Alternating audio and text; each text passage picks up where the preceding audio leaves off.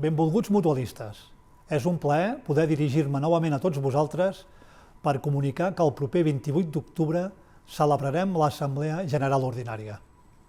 No és un dia puntual, sinó una parada anual per explicar la nostra activitat, retre comptes i escoltar opinions. Dia que cada any esperem amb molta il·lusió, però les circumstàncies que estem vivint amb l'actual situació sanitària ens condiciona la manera de celebrar aquesta assemblea. Però això no resta ni una mica la nostra intenció de compartir amb tots vosaltres i amb tota transparència la nostra gestió.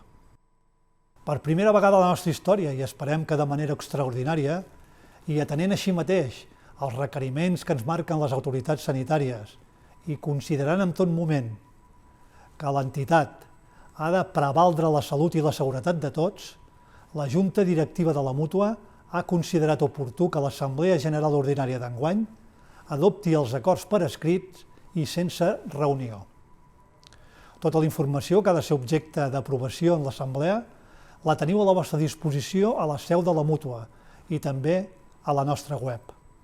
Els diferents punts de l'ordre del dia es podran votar per escrit i remetre per correu o portar-los presencialment a la Mútua fins al dia 28 d'aquest mes. Aquest any també toca eleccions dins la Junta Directiva i la Comissió de Control, i és per això que us convido especialment a exercir el vostre dret que haureu de fer presencialment el dia 28 de les 9 del matí a les 6 de la tarda. I no cal dir, si m'ho permeteu, que us demani el suport dels membres de la Junta que acaben mandat, que són la senyora Gemma Fuster i la Margaret Cruelles i els senyors Francesc Camp i Lluís Rigau. Pel que fa a la Comissió de Control, la reelecció dels senyors Pep Blanchard i Toni Vila i ratificar a la senyora Montserrat Causa com a nou membre. També us voldria dir que la senyora Pietat San Juan va deixar el seu lloc dins de la Comissió de Control per motius laborals i que els senyors Joaquim Maspons i Josep Maria Vallbona no poden renovar els seus càrrecs per raons d'edat.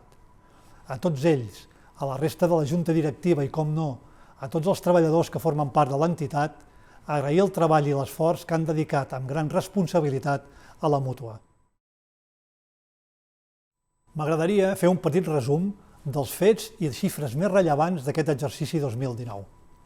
Pel que fa a l'àrea econòmica, el benefici de l'exercici 2019 va ser de 1.327.000 euros, dels quals se'n varen destinar 722.000 a descomptes de les pòlisses de la gent gran, el que ha deixat un benefici abans d'impostos de 604.983 euros, situant el nostre patrimoni net amb 15.686.000 euros.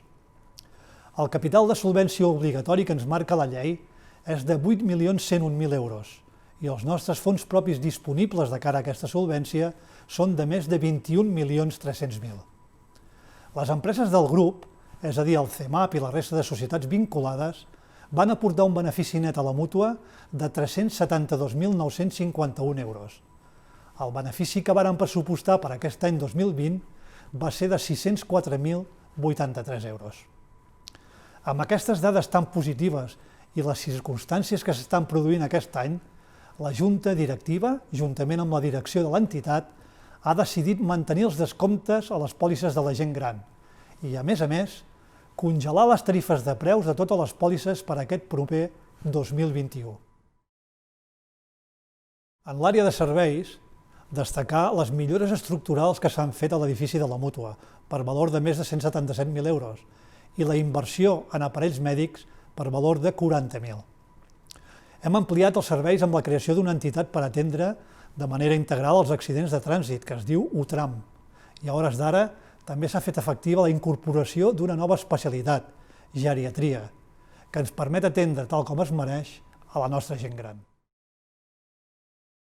I pel que fa a l'àrea social, la pandèmia de la Covid-19 ens va obligar a suspendre la festa del Dia de la Mútua, on havíem de celebrar el 68è aniversari de l'entitat i, posteriorment, els actes del 10è aniversari del CEMAP.